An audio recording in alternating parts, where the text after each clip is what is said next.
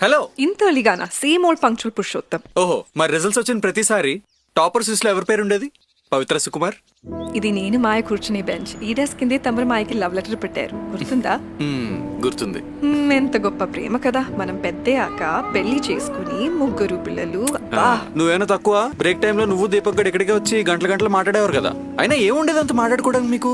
ఏమో, బాస్కెట్బాల్ ఆడిన తర్వాత మీరు మ్యాచ్ గురించి డిస్కస్ చేస్తున్నప్పుడు నేను నీకెంత సైట్ కొట్టేదానో తెలుసా? నాకా? మరి నువ్వే నా ఫస్ట్ క్రష్.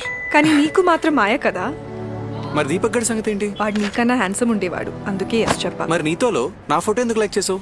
నాకన్నా హ్యాండ్సమ్ మొబైల్ చాలా మంది ఉన్నారుగా. బై మిస్టేక్ చేయతగిలిందిలే. నువ్వు ఎప్పుడు ఇంతే, కావాలని. నేను చెప్పింది ఏదో ఒప్పుకోగా, అటెన్షన్ అయితే అస్సలేవో. ఫైనలీ నీతోలో మన మ్యాచ్ అయింది కదా, అంతకన్నా ఏం కావాలి? అందుకే కనీసం ఇప్పటికైనా తెలిసింది.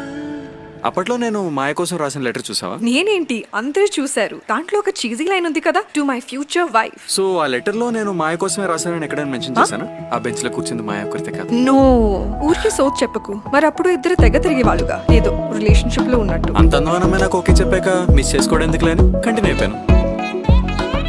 నేను ఒక పిచ్చిదాన్ని. నేనే తీసుకెళ్లి తనకి లెటర్ ఇచ్చాను. సరిపోయింది.